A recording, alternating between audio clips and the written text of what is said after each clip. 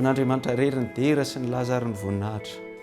Faly ihany nafahako niaraka taminao nandritra izay fotoana vitsivitsy teto amin'ity fandaran'ity izay, ary androantsika no amintina hiresaka farany ny amin'ny hoe mivavaka ho an'ny vahoaka an'Andriamanitra. Andao hoentsika mivavaka izao fotoana izao. Andriamanitra o Rainay any an-danitra, mankasitraka anao, mankasitraka indrindra ny amin'ny nahafahanay manana ny teninao sy ny mifampizara, mifampahery amin'ny alalan'izany teninao izany. Saotra ny amin'ny fotoana ny rahanay teto, ty androany ty, fotoana androany ty, Andriamanitra angatahako ny fitahinao amin'ny fomba manokana, mba ho fotoana voatahy manokana ho anay an'izao fotoana izao. Tononiko sy angatahako amin'ny anaran'i Kristy mivavaka. Amen. Ravana malala, mivavaka ho an'ny vahoaka an'Andriamanitra. Inoko fa nanova ny fiainam-bavaka ao ny fotoana ny rahantsika teto.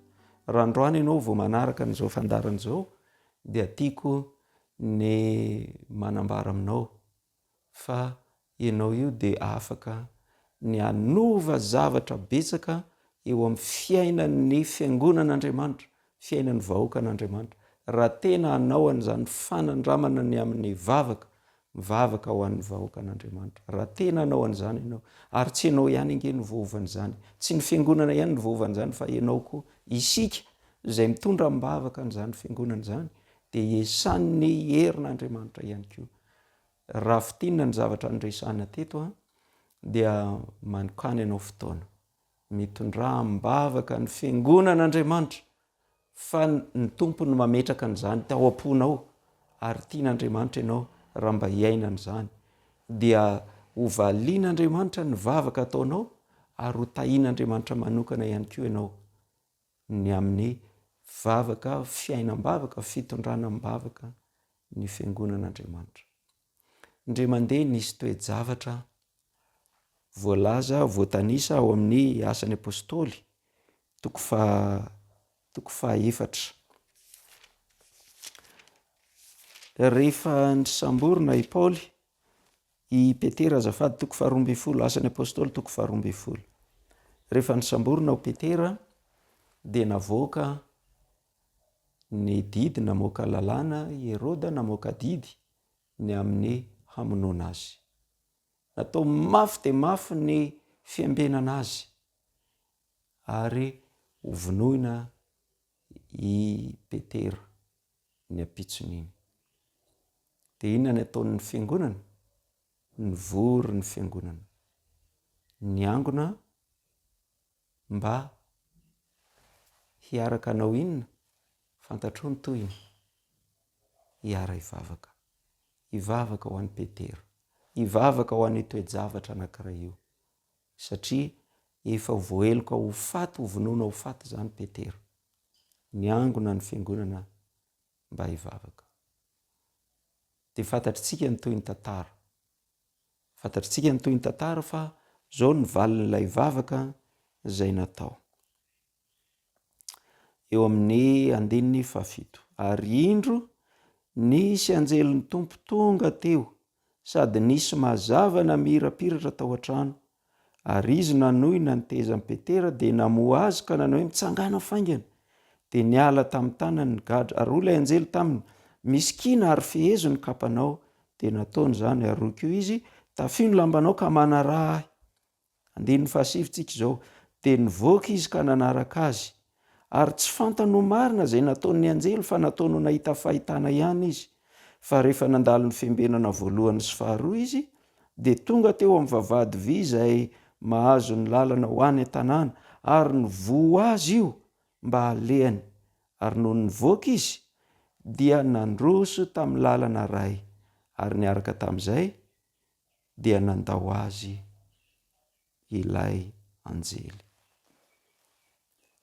Nisokatra ny tranomaizina, nivaha ny gadran'ny Petera, ny anjely mihitsy no nanafaka azy tao, dia nitantana azy mba hivoaka ny tranomaizina ho afaka amin'ny famonoana ho faty, izay nataony kasainy Herôda ho atao taminy. Misy zavatra anankiray somary mahatsikaiky rehefa nivoaka avy tao an-tranomaizy ny Petera dia tonga dia nandeha nivantana tany amin'ilay toerana zay nivorian'ny fiangonana mba hivavaka ho azy. Mbola nanao alim-bavaka izy ireo, efa divaraina ny andro no tonga Petera nafahany anjely avy tany an-tranomaiziny, ary dia tonga ilay zazavavy anankiray hamono trano. Rehefa fantany hoe Petera ny tao, tsy nino izy, tsy nivoainy ny trano, fa lasa izy niazak'azy, ohatra ny Petera le ao. Rehefa tonga tao an-trano Petera, nosokafana ny trano, izy rehetra saika tsy nino. Ny tantara ny fanandramana rehetra ny lalovany Petera dia zareo nanao fanambarana eo amin'ny 5:12 fa hoy ny olona taminy, very saina ianao ry havana malala, reto olona zay tena nivavaka mba hanaovan'Andriamanitra fahagagana teo amin'ity toe-javatra manokana ity, zareo indray tsy nino rehefa nanao fahagagana tokoa Andriamanitra. Ry havana, mpamaly vavaka ny Andriamantsika, mpiaino vavaka ny Andriamantsika, ary rehefa mivavaka tsika dia nanambara izy fa raha tena hitady ahy ianareo dia ho hitanareo tokoa. Angamba mety misy toe-javatra tena mahavery hevitra anao hiainan'ny fiangonana misy anao zao tsika miresaka zao. Dia zao ny ambaran'ny soratra masina, hitady ahy ianareo ho hitanareo aho, raha tena katsahinareo amin'ny fonareo rehetra. Ry havako malala, aza mandany fotoana manome tsiny andrahanina na irahanina, aza mieritreritra hoe zao mihitsy angeny tena nahatonga an'ity olana lalovan'ny fiangonana ity, tsy ry hava-malala.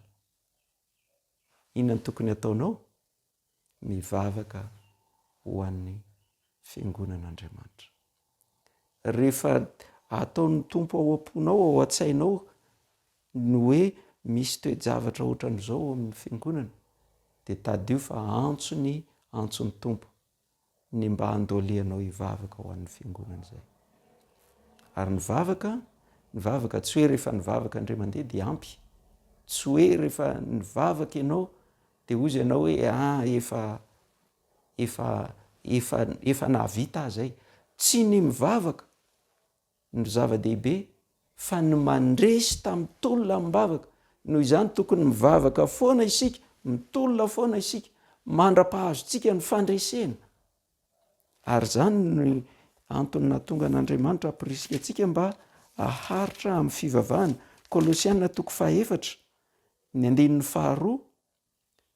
Kolosianina 4:4, 2:2, mahareta amin'ny fivavahana ka miambena amin'izany amin'ny fisaorana. Tsy ampy ny mivavaka, fa ilayntsika ny maharitra amin'ny fivavahana, miambina amin'ny fivavahana.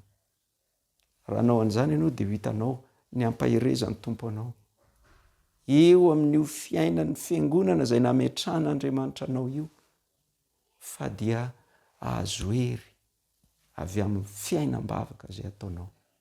Zany indrindra angino no tian'Andriamanitra mba ho lalovantsika raha miteny izy hoe mahareta amin'ny fivavahana. Toy izao koa ny fanambarana amin'ny Filipianina 4:4. Filipianina 4:4, 2:5. Filipianina 4:4, 2:5. Aza manahy na inona na inona, fa aoka ny fivavahana sy ny fifonana mba amin'ny fisaorana no entinareo manambara ny fangatahanareo amin'Andriamanitra amin'ny zavatra rehetra. Amin'ny zavatra rehetra. Na inona toe-javatra miseho eo amin'ny fiainanao, eo amin'ny ankohonanao, eo amin'ny fianakavianao, eo amin'ny asanao, eo amin'ny toe-pahasalamanao, fa indrindra eo amin'ny fiangonanao, eo amin'ny vahoaka izay nifidianan'Andriamanitra anao mba ho anisan'izany olom-boafidy izany. Ry havana malala, aza manahy na inona na inona. Raha ianao sahiran-tsaina ny amin'ny fiainan'ny fiangonan'Andriamanitra, ny hevitra izany dia zao, tsy ampy ny vavaka nataonao ho an'io fiangonana io. Tokony vavaka mafy ho an'io fiangonan'Andriamanitra io ianao. Ry havako malala,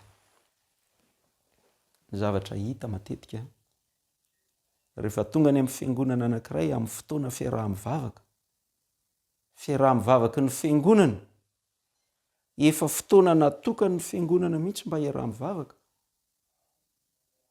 dia fantatrao hoe firisan-jaton'ny ireo mpianakavy ny finoana ao anatin'io fiangonana io ny mamonjy an'izany fotoana fiaraha-mivavaka izany. Ry havako malala, tonga zao ny fotoana anaovantsika vavaka ho an'ny vahoakan'Andriamanitra. Ka ny fiangonana miara-mivavaka, ankoatra ny vavaka ataony tsirairay avy isan'andro, fandraisantsika izany, isan'andro, dia tokony hanokana fotoana hivavahana, anisan'izany ny mivavaka ho an'ny fiangonan'Andriamanitra. Fa indrindraindrindra any amin'ny fotoana fiaraha-mivavaka. Ry hava malala, ilaza zavatra tsy tsara aminareo kanefa iveriko fa hisintomantsika lesona. Tany amin'ny fiangonana anankiray dia ningavy ahy ny mpitarika ny fiangonana hoe pasteur, ianao zany zao ho avy aty aminay amin'izao daty, zao ny toe-javatra hatrehan'ny fiangonana, ka dia mba hifantoka amin'izay daholo, na ny vavaka, na ny toriteny, na ny fampahirezana, na ny fampiofanana, mba ho amin'io zavatra sarotra goavana hatrehan'ny fiangonana io. Eny tompoko aho. Fa ny alarobia fotoana tena ny herinandro fiaraha-mivavaka, talohan'io tonga tany amin'ilay fiangonana. Firy ozy nareo ny olona hitako tao amin'io fiangonana io mamonjy an'ilay fotoana fiaraha-mivavaka. Tsy ho teneniko, ry havana malala, mivavaka ho an'ny fiangonan'Andriamanitra, ho an'ny vahoakan'Andriamanitra. Fotoana natokana iarahan'ny fiangonana mivavaka, tongavy ianao hivavaka, hiara hivavaka. Fa zany ny fanandramana ny lalovan'ny fiangonana tao amin'ny asan'ny apôstôly.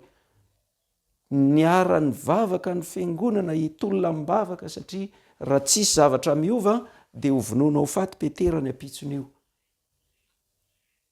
Rehefa nivavaka ny fiangonana naneho fahagagan'Andriamanitra.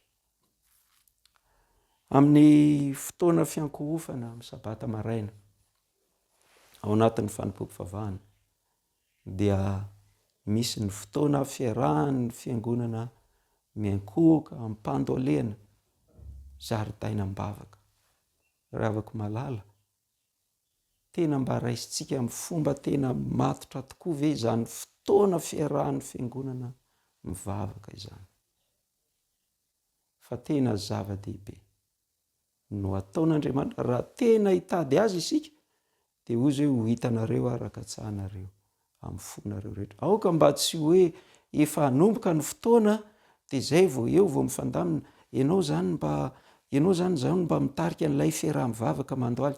Tsisy fanomanana, tsisy na fiomanana ara-tsaina, fiomanana ara-panahy, fiomanana ara-fihetsem-po, mba tsy ho zany ry havako malala. Ary mba olona efa niomana, olona manokana mihitsy nitarika n'iny fiaraha-mivavaka miankohoka mandoalika ataon'ny fiangonana ao anatin'ny fanompoam-pivavahana. Fa ho hitantsika tokoa Andriamanitra raha tena hikatsaka azy amin'ny fontsika rehetra isika. Mba tsy ho antom-bavaka, mba mandalondalo, velambelany fotsiny no atao amin'ireny fotoan'ireny. Ry havana malala, mba lay fisaran-tsaina ange ny zavatra hiseho amin'ny fiangonana. Raha tena miasa ilay fanan'Andriamanitra manova ny fiangonana. Hoe ny fiangonantsika, fiangonana mahery, fiangonana velona, fiangonana miasa ary fiangonana mivavaka. Inona ny zavatra hiseho? Efa nampanantenain'Andriamanitra antsika izany. Fa fijoroana vavolombelona mahery vaika no vitan'io fiangonantsika io. Ary ny fifankatiavana mamy ao ny tena hiseho. Raha tena hanana n'izany fiainam-bavaka, miasa velona ny fiangonana. Tsisy fotoana lany, tsisy anam-potoanana izany hoe fialonana, fitsiritana, fifankahalana, ady lasiny, tsisy an'izany ao. raha tena hivavaka ho an'ny fiangonan'Andriamanitra ny tsirairay ao anatin'io fiangonan'Andriamanitra io. Dia ho tanteraka amin'ny fiangonana ilay voalaza ny soratra masina, voalazan'i Jesosy hoe dia ho fantatry ny olona rehetra fa mpianatra ianareo. Satria mifankatia tahaka ny nitiavan'i Kristy atsika. Mifampivavaka angeny tokony ataontsika rehefa misy tsy fitovia-kevitra mifampivavaka. Fa raha anao an'izany ianao dia ho hitanao fa ianao ny tena hanana fo mitia ny iny ny namanao izay tsy mitovy hevitra aminao iny. Angamba mety mahasosotra anao, manorisory anao ny toetra ratsiny izay, fa izy ho tianao. Tsy mitovy ity ilay olona mpianakavin'ny finoana ray tapo amiko, misy toetrany tsy tiako, fa izy tiako. Ohatra ny tiavan'i Kristy anao, tiavan'i Kristy tiavan'i Kristy atsika, aoka mba ho tahaka ny tiavako anareo no ifankatiavanareo kosa. Zany ny zavatra iseho raha ohatra ka tena hivavaka ho an'izany fiangonan'Andriamanitra izany ianao. Ho valian'Andriamanitra ny vavaka izay ataonao. Ry havana malala, aoka mba hipololotra any am-pontsika any ny vavaka ho an'ny fiangonan'Andriamanitra.